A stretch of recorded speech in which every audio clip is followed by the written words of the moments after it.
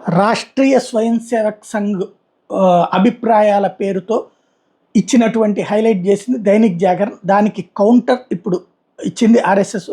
రాష్ట్రీయ స్వయం సేవక్ సంఘ్ సర్సంఘచాలక్ డాక్టర్ మోహన్ భాగవత్ గురించి తప్పుదో పట్టించేలా ప్రముఖ హిందూ దినపత్రిక దైనిక్ జాగరణ్ వార్త ప్రచురించింది. బీజేపీ నేత జేపీ నడ్డా కొద్ది రోజుల క్రితం చేసిన వ్యాఖ్యలకు స్పందనగా భాగవత్ ఉత్తరప్రదేశ్లోని గోరఖ్పూర్లో బహిరంగ ప్రకటన చేశారని ఆ పత్రిక ప్రచురించింది.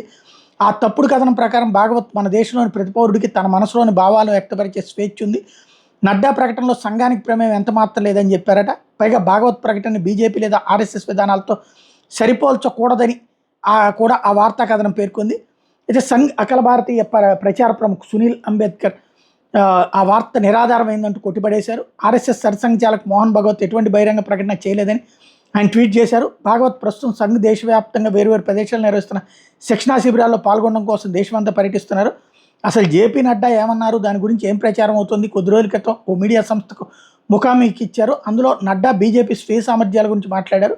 బీజేపీ ఆర్ఎస్ఎస్పై ఆధారపడటం దాదాపుగా పూర్తిగా తగ్గిపోయిందని చెప్పుకొచ్చారు. బీజేపీ తన పనికి ఆర్ఎస్ఎస్ అవసరం తప్పనిసరిని భావించే స్థితిని దాటేసిందని చెప్పారు. ప్రస్తుతం దేశవ్యాప్తంగా సంఘ శిక్షా వర్గాలు జరుగుతున్నాయి. తూర్పు ప్రాంతంలో జరుగుతున్నటువంటి ఒక శిక్షా వర్గంలో సర్సంఘచాలక్ మోహన్ భాగవత్ శిక్షితులతో సమావేశమయ్యారు. ఆ సందర్భంగా మాట్లాడుతూ ఆర్ఎస్ఎస్ అనేది ఒక ఆలోచన వేదికని, బీజేపీ రాజకీయ కార్యకలాపాల కంటే అది భిన్నమైందని ఆయన చెప్పారు. ఆ విషయంలో శిక్షితుల ప్రశ్నలకు జవాబిచ్చారు. తన వ్యాఖ్యలను అతిగా విశ్లేషించవలసిన అవసరం కూడా ఏమీ లేదని భాగవత్ స్పష్టం చేశారు. మోహన్ భాగవత్ వివరణ ఆనాటి సభాసదులకి ఆర్ఎస్ఎస్ మౌలిక లక్ష్యాలు నిరంతర కృషి ద్వారా ఆ లక్ష్యాలను సాధించడం, స్థితిగతుల గురించిన అవగాహన ఎక్కువ మందికి చేరవేయడంపైనే సంఘం దృష్టి కేంద్రీకృతమై ఉంటుందన్న అవగాహనని కలగజేసింది తప్పించి వేరే ఏం లేదని చెప్పుకొచ్చారు.